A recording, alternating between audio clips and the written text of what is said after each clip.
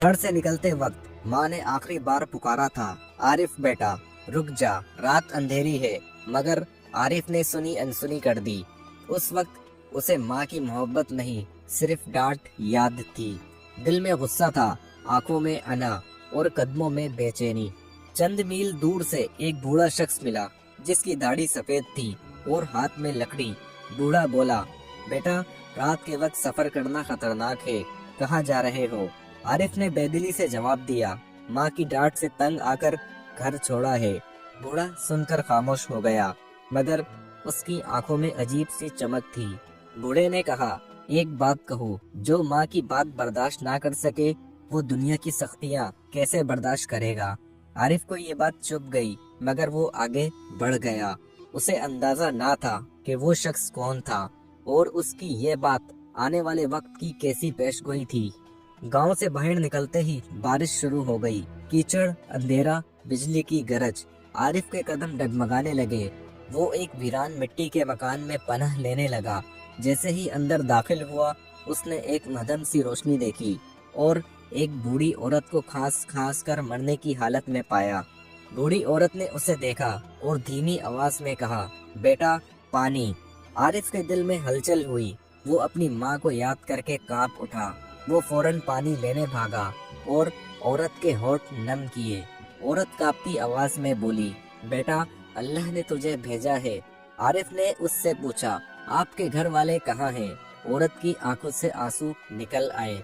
मेरे 3 बेटे हैं, मगर सब छोड़कर चले गए। मुझे बोझ समझा। आरिफ के कदम जैसे जमीन में गड़ गए। उसकी आंखें भीग गईं। उसे अपनी माँ की वो बात याद आई। आरिफ, माँ को बोझ समझने वाले कभी सुकून नहीं पाते। बूढ़ी औरत की हालत बिगड़ रही थी। आरिफ ने पूरी रात जाग कर उसकी खिदमत की। आग जलाई, खाना बनाया, कंबल ओढ़ाया। उसके दिल में अजीब सी नरमी आने लगी। उसे लगा वो अपनी माँ की खिदमत कर रहा है। सुबह हुई तो औरत ने आरिफ का हाथ पकड़कर कहा, बेटा अगर कभी अपनी माँ से दूर हो जाओ तो वापस लौट आना। हदीस है, माँ के कदमों में जन्नत है। आरिफ की आंखों से आंसू बहने लगे। वो औरत की बात सुनता गया, मगर अंदर से टूटता भी गया। अचानक औरत का सांस रुकने लगा। उसने आखिरी बार कहा, मेरे बेटे कभी ना आए, मगर तुम आए। अल्लाह तुम्हें वो दे जिसके तुम लायक हो। और फिर वो दुनिया छोड़ गई। आरिफ फट फट कर रो पड़ा। अजीब बात ये थी कि कमरे में अचानक वही बूढ़ा शख्स दाखिल हुआ जो रात के रास्ते में मिला था। उसने औरत की लाश को देखा और सर झुकाकर बोला, मेरी माँ। आरिफ सकते में आ गया। ये आपकी माँ थी? बूढ़े ने आह भरी। हाँ बेटा, मगर मेरी मजबूरी ने मुझे दूर रखा। मैं रात भर उसे ढूंढता रहा। बूढ़े ने रोते हुए कहा, तुमने जो खिदमत की है वो मेरे बेटे भी ना कर सके। अल्लाह तुम पर अपना खास फजल करेगा। आरिफ अंदर से टूट चुका था। उसे अपने रवैये पर शदीद पछतावा होने लगा। बूढ़े ने आरिफ को घर छोड़ने की पेशकश की। रास्ते में वो मुसलसल कहता रहा, बेटा माँ की खिदमत नसीब वालों को मिलती है, जो उसे छोड़ देते हैं किस्मत भी उन्हें छोड़ देती है। जब आरिफ अपने घर के पास पहुंचा तो उसकी टांगें कांप रही थी।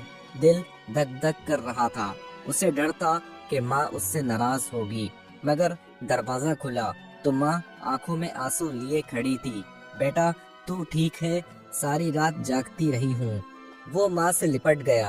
अम्मा मुझे माफ कर दे, मैं गलत था। माँ ने उसे गले लगाकर कहा, बेटा माँ नाराज हो भी जाए बद्दुआ नहीं देती, बस लौट आने की दुआ करती है। उसी वक्त बूढ़ा शख्स भी घर के बाहर पहुंच गया। माँ ने उसे देखा तो चौंक गई। अरे भाईजान आप? आरिफ हैरान रह गया। आप दोनों एक दूसरे को जानते हैं? माँ ने कहा, ये मेरे शोहर के पुराने दोस्त हैं।